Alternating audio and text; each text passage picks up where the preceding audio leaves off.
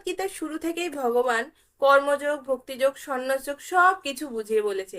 কিন্তু লাস্টে যখন অর্জুন ভগবানের চরণে নিজেকে সমর্পণ করলো, স্যারেন্ডার করলো, তখন ভগবান একটা কথাই বলল, সর্বধর্মান পরিত্যাজ্য মাম একম শরণম ব্রজ। অর্থাৎ সব ধর্ম পরিত্যাগ করে একমাত্র আমার শরণাগতি নাও, আমি যেটা বলছি সেটাই পালন করো, সেটাই তোমার ধর্ম। তার আগে পর্যন্ত অর্জুন একটা ডাউটের মধ্যে ছিল, সে কুলধর্ম পালন করবে না ক্ষত্রিয় ধর্ম পালন করবে। যেহেতু সে একজন ক্ষত্রিয়, যুদ্ধ করাই তার ক্ষত্রিয় ধর্ম। কিন্তু সে যদি এই কুরুক্ষেত্রে যুদ্ধটা করতো, তাহলে তার আপনজন মারা যেত, তার কুলধর্ম বিনষ্ট হতো, তার কুল বিনষ্ট হতো। তাই ভগবান এখানে সব কিছু ক্লিয়ার করে দিয়ে বলল, আমার শরণাগতি নাও, আমি যেটা বলছি সেটা পালন করাই একমাত্র তোমার ধর্ম, তুমি সেটাই পালন করো। এই জড়জগতে আমাদেরকে সব সময় কারো না কারো শরণাগতি নিতে হয়।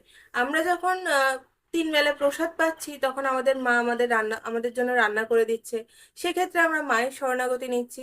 আমরা যখন স্কুল লাইফে থাকছি, পড়াশোনা শেখার জন্য আমাদের জন্য টিচার আছে, আমাদেরকে ভরণ পোষণ দেওয়ার জন্য আমাদের বাবা সারাদিন কত না কষ্ট করছে। এইভাবে আমরা বিভিন্নভাবে ছোট থেকে বড় অবধি সারা জীবন কিন্তু কারো না কারো শরণাগতি নিই।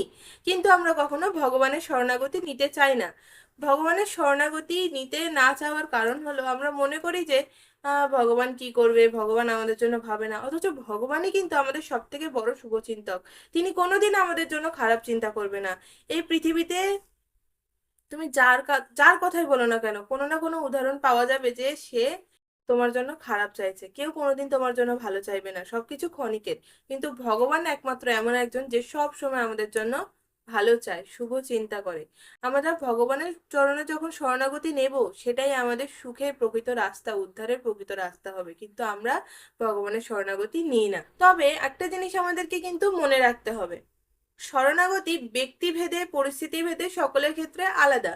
যেমন প্রহ্লাদ মহারাজের ক্ষেত্রে ভগবানের নামের ওপর আস্থা রাখা এবং ভগবানের নাম জপ করাই ছিল তার শরণাগতি। আবার অর্জুনের ক্ষেত্রে দেখা যায় তীর ধনুক হাতে নিয়ে যুদ্ধ করা ছিল তার শরণাগতি।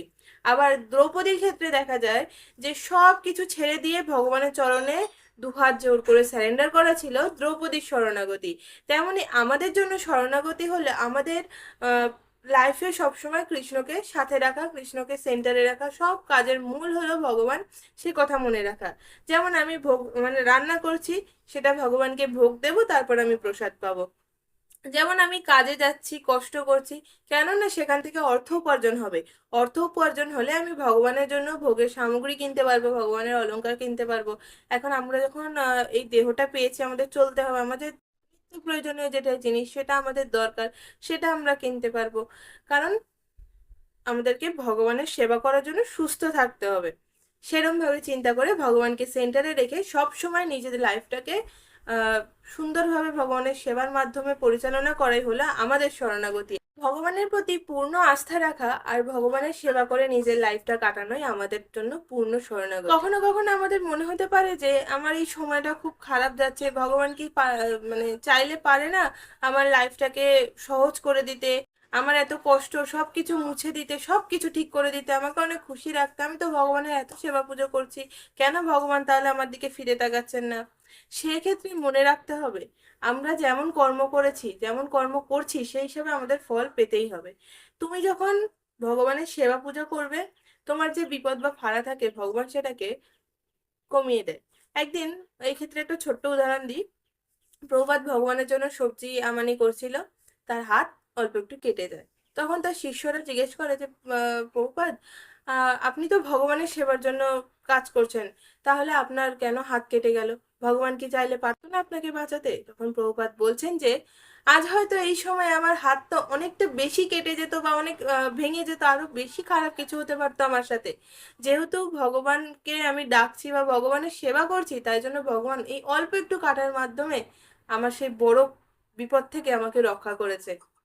আমাদেরকেও সবসময় এরকমই চিন্তা করতে হবে, কারণ ভগবান সবসময় আমাদের ভালো চায়, কোনোদিন খারাপ চায় না। ভগবান সবসময় আমাদের এই শরীরটাকে কিন্তু প্রোটেক্ট করে না। আমরা মেন হলাম আত্মা, ভগবানের অবিচ্ছেদ্য অংশ। ভগবান আমাদের আত্মার উদ্ধারের জন্য যেটা দরকার সেটা করে, সবসময় আমাদের এই শরীরটাকে প্রোটেক্ট করে না। সেটা আমাদের আপাত দৃষ্টিতে মনে হতে পারে ভগবান আমাদের জন্য সবকিছু সহজ সরল করে দিচ্ছে না, আমি অনেক কষ্টে আছি, কেন এরকম হচ্ছে? কিন্তু একটা সময় পরে যদি কোনো সময় তুমি উপলব্ধি করতে পারো, তাহলে গিয়ে বুঝবে যে ভগবান তোমার জন্য কি করেছে, কি করছে আর কি করবেন। তাই সবসময় কোনো প্রিয় বস্তু হারালে শোক করতে নেই, বা প্রিয় বস্তু পেলে আনন্দে ভেসে যেতে নেই। সব রকম পরিস্থিতিতে আমাদেরকে সমভাবাপন্ন থাকতে হবে, কারণ যেটা আমার কর্মফলে আছে, প্রারব্ধে আছে, সেটা আমি অবশ্যই পাবো, সেটা সুখ হোক বা দুঃখ। এই সুখ দুঃখ টালমাটাল করে মিলেমিশে আমাদের পুরো লাইফটা। কারোর কর্মফল হিসেবে তার জীবনে দুঃখ বেশি সুখ কম থাকে, কারোর সমান সমান থাকে। কেউ হয়তো সেই কর্মফল করেছে, তার ফলে সে আজকে অনেক ধনী ব্যক্তি, অনেক সুন্দর, অনেক শিক্ষিত। সেগুলো সবই কর্মফলের ওপর নির্ভরশীল। আর এই যে শরণাগতির কথা তোমাদেরকে আজকে বললাম, সেটা তোমরা আরো বিশদভাবে জানতে পারবে, বা যদি পড়তে চাও সেটা তোমরা পাবে শ্রীমদ্ ভগবদ গীতার যথাযথ 18 নম্বর অধ্যায়ের 66 নম্বর শ্লোকে। সর্বধর্মান পরিত্যাজ্য মামেকম শরণম ব্রজ, অহম ত্বম সর্ব পাপেভ্য মোক্ষয়ামি মা শুচ। অর্থাৎ সর্বধর্ম পরিত্যাগ করে আমি যেটা বলছি, আমার কথা শোনো, আমার শরণাগতি নাও, তবে আমি তোমাকে সব রকম সবকিছু থেকে রক্ষা করব। হরে কৃষ্ণ। যদি তোমরা এই বিষয়ে আরো কিছু ডিটেলসে জানতে চাও, বা কর্মফল বা এই বিষয়ে অনেকের মনে উৎসাহ থাকে, অনেক রকম কিছু জানতে চাও, অবশ্যই কমেন্ট করবে, আমি নেক্সট ভিডিওর মাধ্যমে তোমাদের প্রশ্নের উত্তর দেব। হরি বল, দেখা হবে অন্য কোনো ভিডিওতে।